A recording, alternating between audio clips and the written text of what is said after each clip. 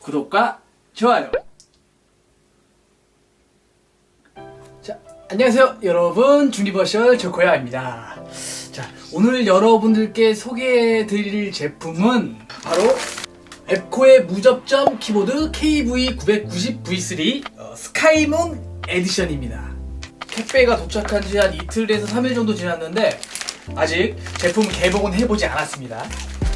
요즘 생각보다 꽤 많은 분들이 소음이다, 반응 속도다, 키압이다, 타건감이다 이런 이유 등으로 이제 기계식 키보드에서 이제 무접점 키보드로 기기 변경을 하시는 분들이 꽤 많으시더라고요.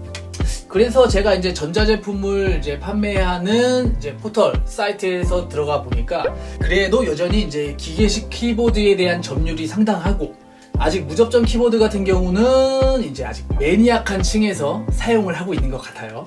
그런데 이제 저 같은 경우는 요즘 이제 회사 생활이 재미가 없고 지겹던 찰나에 이제 업무가 재미없으면 이제 타자를 치는 맛이라도 느껴보자 해서 이제 무접점 키보드를 구매를 하게 됐습니다. 자, 그리고 이제 제가 구매한 앱코의 K990V3 스카이문 에디션을 개봉하기 전에 제가 이제 기존에 사용했던 이제 기계식 키보드를 한번 좀 보여드릴 거예요. 자, 이게 제가 이제 사용을 하던 이제 기계식 키보드인데 본 제품 같은 경우는 이제 제닉스사에서 나온 티탄 마크 7 이제 기계식 키보드 청축 기계식 키보드입니다. 한 요거 같은 경우는 정말 부드럽고 이게 뭔가 접착제가 발라진 것처럼 쫀득쫀득한 맛이 나면서 이제 사운드는 굉장히 청량한 느낌을 이제 주는 키보드죠. 보시다시피 이제 RGB LED가 이제 탑재가 됐기 때문에 좀 약간 이제 화려한 색상을 나타내고 있죠. 그리고 이제 이 청축 키보드로 게임을 하시는 남성분들은 많이 공감을 좀 하실 것 같은데 이제 막 이제 게임을 할 때 막 이제 뭐 파밍을 하고 기술을 쓸 때 키를 막 연타를 하게 되는데 이럴 때 이제 사운드 때문에 그런지 뭔가 내가 굉장히 무언가에 집중해 있는 것 같고 프로가 된 것 같은 느낌을 받게 되죠. 구매를 한 지는 한 3년 정도 지났는데 굉장히 만족하면서 사용을 했습니다. 지금은 단종이 된 모델이에요. 이제 그런데 이 청축 키보드 같은 경우는 게이밍으로 사용하기에는 정말 부족함이 없는 키보드인데 약간 사무실에서 사용을 하기에는 이제 소음 때문에 좀 부담스럽죠. 이제 괜히 다른 위에 상사분들, 다른 직원분들의 쓸데없는 주목을 받게 될 수 있어요. 그래서 제가 저소음 키보드를 구매하려고 찾아보다가 발견한 제품이 바로 앱코의 K990V3 블루 에디션입니다. 중저가의 무접점 키보드를 생산하는 브랜드에는 일단 뭐 한성 컴퓨터, 콕스, 그 다음에 이제 앱코 등이 있어요. 그런데 유독 이제 이 앱코 같은 경우는 뭐 미꺼 앱이다, 뭐 앱은 쓰레기다 라는 이런 평가가 실제로 인터넷에 존재는 하기는 하지만 저 같은 경우는 이제 스펙이 유사하거나 이제 편의성, 사용 용도가 비슷하다고 하면은 이제 디자인이 좀 깔끔하고 제 취향에 맞는 제품들을 좀 구매를 하게 되는데 저 같은 경우는 이제 앱코의 이 디자인 감성은 뭔가 딱 제 취향에 개인적으로 맞더라고요. 여기서 이제 그 무접점 키보드에 대해서 이제 간단하게 좀 설명을 좀 하고 가면은 무접점 키보드는 이제 전자거래 포털에서 게시된 것처럼 정정 용량식과 광축식으로 나누어질 수 있습니다. 우리가 흔히 알고 있는 이제 무접점 키보드 같은 경우는 이제 정정 용량식 키보드를 말하고 광축 키보드 같은 경우에는 이제 정정 용량식이 나온 이후에 개발된 이제 무접점 키보드로서 사실 이 두 키보드가 작동하는 원리는 완전히 다릅니다. 그리고 아직까지 이제 무접점 키보드라는 것은 이제 대중화된 이제 키보드의 종류는 아니고 새로운 타건감이나 사운드를 원하시는 분들이 주로 일단은 구매를 하시는 것 같아요. 개인적으로 타건감이라는 것은 사람마다 다 느끼는 바가 다르기 때문에 무접점 키보드를 원하시는 분들은 주로 이제 저소음이나 장시간 이제 타이핑을 하셔야 되는 분들이나 이제 손가락에 부담을 조금이라도 줄여보자 하시는 분들이 이용을 하시면 좋을 것 같아요. 자, 그러면 이제 무접점 키보드가 무엇인지 아주 좀 간략하게 먼저 설명을 좀 하고 넘어가면 무접점 키보드는 이제 키캡을 눌렀을 때 키가 바닥에 닿지 않는 축을 가진 키보드를 말합니다. 앞서 말씀드린 이제 정정 용량식 무접점 키보드의 경우에는 기존의 멤브레인 키보드에서 이제 스프링이 추가된 구조라고 생각을 하시면 되는데 기존의 멤브레인 키보드 같은 경우는 러버덤이 기판에 직접 닿아서 접점을 생성하고 이때 발생하는 전기 신호로 키 입력을 받았다면 이제 무접점 키보드는 그 가운데 스프링이 있어서 직접 기판에 닿지 않고 스프링에 가해지는 압력에 의해서 정적 용량이 늘어나게 되고 이를 회로 기판에 있는 센서가 인식하는 방식입니다. 전반적인 구조가 키캡, 그리고 러버덤, 스프링, 기판의 구조로 이루어져 있기 때문에 멤브레인 스위치와 비슷한 형태이나 결정적으로 이렇게 접점의 유무에 따라서 무접점 키보드냐 멤브레인 키보드냐로 나누어지게 되는 것입니다. 아무튼 이런 구조 때문에 키를 접점부까지 입력을 할 필요가 없고 키터치가 가벼워지기 때문에 손가락에 부담을 덜어준다고 하는 거예요. 하지만 리버돔에 이제 스프링을 넣어서 내구성을 좀 높이기는 했지만 멤브레인과 같이 이제 리버돔이 고무 재질이기 때문에 어느 정도 사용을 하게 되면은 마모가 되고 키감이 변하는 거는 좀 어쩔 수가 없는 것 같아요. 사실 이렇기 때문에 기계식 키보드보다 내구성이 월등하게 뛰어나다 라고는 말할 수가 없을 것 같아요. 두 번째로 광축 무접점 키보드의 경우는 정적 용량 키보드와 같이 접점이 없다는 점에서 같은 무접점 키보드 카테고리로 볼 수는 있겠지만 입력값이 발생하는 구조는 완전히 다릅니다. 정적 용량 방식이 이제 멤브레인의 업그레이드 버전이라고 하면은 광축 키보드는 이제 기계식 키보드에 더 가깝다고 할 수가 있습니다.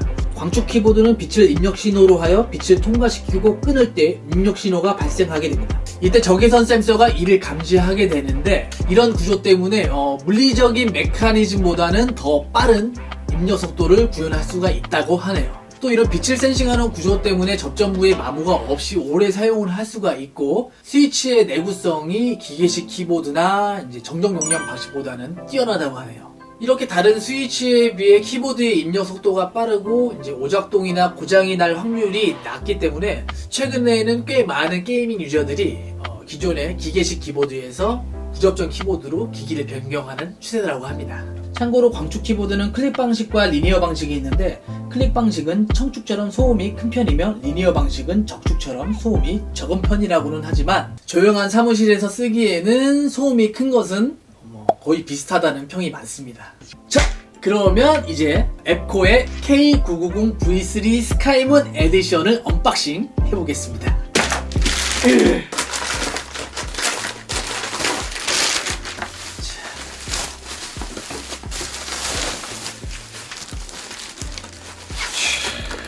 주식회사 앱코. 일단 뭐 건면 상자는 뭐 깔끔하게 일단 뭐 패킹은 되어 있는 것 같아요.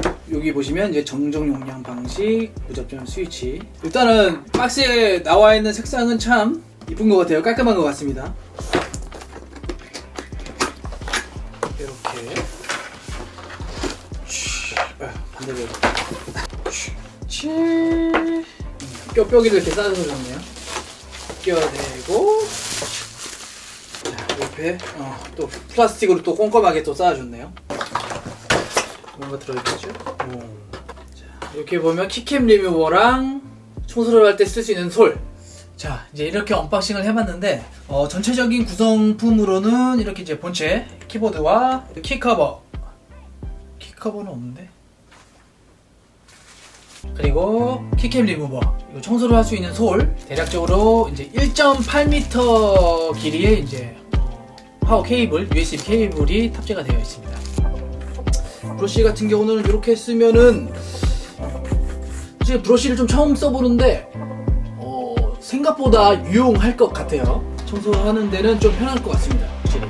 그리고 리무버 같은 경우는 이런 식으로 이렇게 해서 이런 식으로. 일단 키보드의 이제 색깔 이렇게 일단 전체적인 색상을 보면은 이렇게 블루색과 하얀색 키캡을 사용을 했는데 엔터 쪽이랑 ESC 쪽에 이제 민트 색깔로 이제 포인트를 좀 준 것 같아요. 그리고 전체적으로 마감은 정말 좀 깔끔한 편입니다. 개인적으로는 이제 마감이 군더더기가 없는 것 같아요. 그리고 방수 등급은 IP68 등급 완전 방수를 지원하고 완전 무한 동시 입력이 가능하며 축적량 값을 조절해서 축의 스트로크를 하이, 로우 두 가지 값으로 조절이 가능합니다. 당연히 스트로크 길이가 짧을수록 키 입력이 빠르게 되며 게임 시 조금 더 효율적인 측면이 있겠네요. 자, 이렇게 이제 뒷면을 이제 보시면은 이렇게 먼저 양쪽에 이제 미끄럼 방지 패드가 달려 있고 여기는 이제 스탠드 높낮이를 조절할 수 있는 스탠드가 달려 있네요. 그리고 이제 보시는 것처럼 그 세 방향의 케이블 가이드가 있기 때문에 원하시는 대로 케이블을 이런 식으로 방향을 조절을 하시던 가운데로 빼서 선을 정리를 하시던 이렇게 이쪽으로 선을 빼서 정리를 하시던 USB 이제 케이블 꽂는 곳이 가까운 쪽으로 이제 케이블을 빼서 연결을 하시면 되겠습니다. 근데 확실히 이렇게 타건을 쳐보면 알겠지만 정말 이 그 무접점 키보드의 이 서걱서걱한 소리는 정말 좋은 것 같아요. 이제 확실히 멤브레인 키보드나 이제 기계식 키보드랑은 일단 타건감이 정말 확실히 다르다는 게 좀 느껴지고, 사운드도 확실히 삭삭삭 이런 소리가 나는 게 생각보다 꽤 매력적인 것 같아요. K990V3 같은 경우는 이제 키, 숫자 패드가 이제 장착이 된 키보드고, 우측 키는 104키 배열 구조로 되어 있습니다.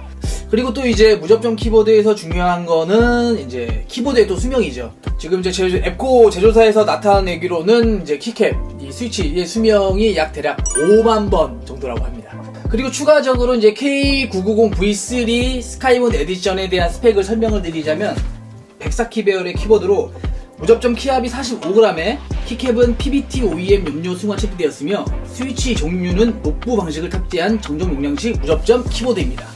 방수 등급 같은 경우는 이렇게 이제 제조사에서 발표한 것처럼 IP68 완전 방수를 지원을 하는데요. IP68에서 뒷자리 8이 의미하는 것은 이렇게 연속 침수의 영향에 대한 보호를 뜻하는 것으로, 보호 등급 6등급의 기준인 높은 수압의 물줄기에서는 별도의 테스트를 진행하지 않은 것입니다. 그러니까 완전 방수라고 해서 이 키보드를 이제 강한 수압으로 세척을 하게 되면은 방수가 완전히 뚫려버리는 거죠. 또한 K990V3 에디션은 체리 MX 스위치 키캡이 호환되도록 설계되어 사용자가 자신에게 맞는 키캡을 교환해서 커스터마이징을 할 수가 있습니다. 그리고 이제 보시면 아시겠지만 엔터키나 플러스키, 시프트, 스페이스바에는 이제 마제식 스테빌라이저가 적용이 되어 있습니다. 스테빌라이저라는 것에서 간단하게 설명을 드리면, 키캡을 누를 때 키압을 균등하게 나누어주는 장치라고 생각을 하시면 되는데, 일반적으로는 숫자 패드나 문자 키 같은 경우는 이렇게 정 가운데에 이제 키, 스위치가 이제 존재가 하지만, 스페이스바나 시프트 키의 경우 축과 시프트가 정 가운데에 있을 경우 이렇게 가장자리를 누르면 키 입력이 안 되는 경우가 발생을 하게 됩니다. 이런 오작동을 줄이기 위해서 바로 필요한 장치가 스테빌라이저인 것이죠. 그리고 스테빌라이저는 현재 이제 체리식과 이제 마제식으로 나눌 수가 있는데요. 체리식의 경우 체리 스위치와 동일한 십자 모양의 축을 스위치 양쪽에 배치한 방식으로 탈부착이 쉬운 게 특징입니다. 그리고 이제 마제식 같은 경우에는 철사 하나가 축 아래를 가로지르면서 좌우로 고정되어 있고, 철사에 키캡을 부착해 힘을 균등하게 분배해주는 방식입니다. 그리고 이런 스테빌라이저 구조에 따라서 이제 사운드나 키감이 조금씩 달라지게 되는 것이죠.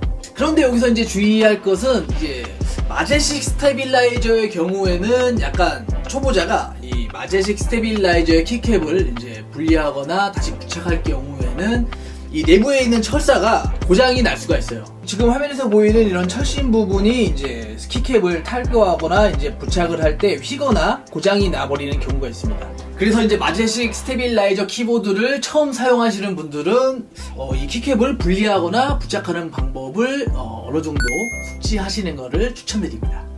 자, 그리고 이제 한번 연결을 해보면은 약간 이제 은은하게 이제 기판 쪽에서 이렇게 화이트 LED가 이렇게 발광을 하는데 생각보다 좀 고급스러운 것 같아요. 그리고 이렇게 펑션 키를 눌러서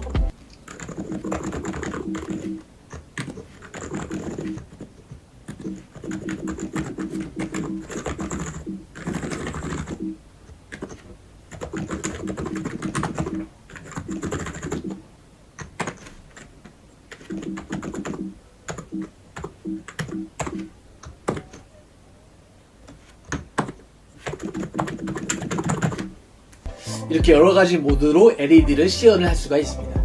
그리고 이 무접점 키보드의 특징 중에 하나가 이제 사운드를 변경하거나 이제 그 키감을 좀 약간 변화를 시키고 싶을 때, 그러니까 이제 커스터마이징을 할 때는 이제 윤활제를 이제 키보드 내에 발라주기도 하는데, 이렇게 철심이나 이쪽 키캡 뒤쪽에 이제 커넥터 부분에다가 윤활제 처리를 한다고 합니다.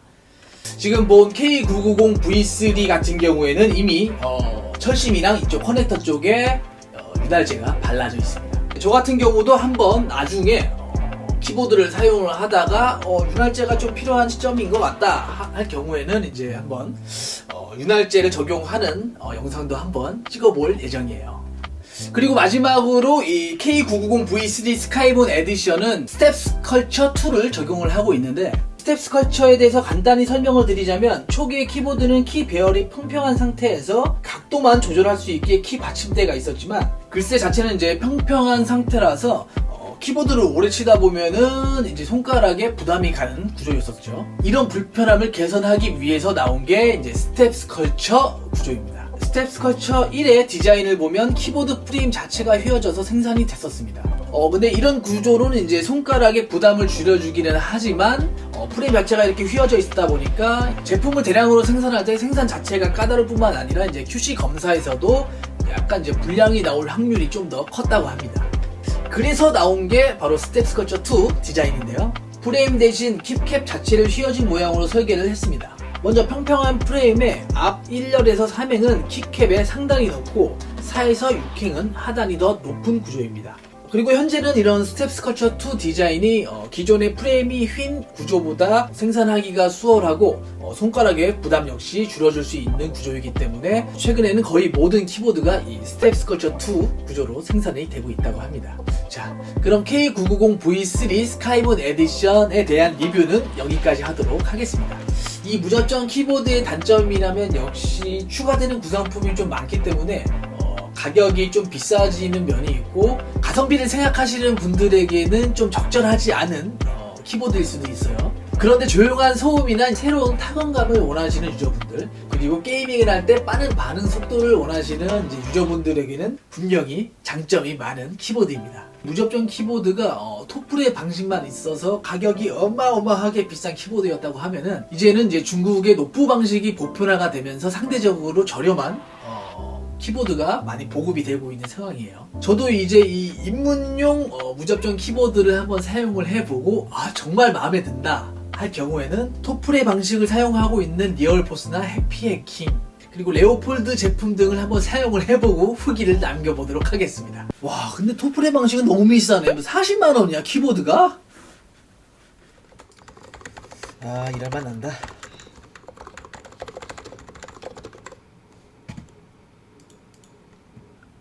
근데 이걸 이제 봤네. 뭐 이거 할인하고 있네.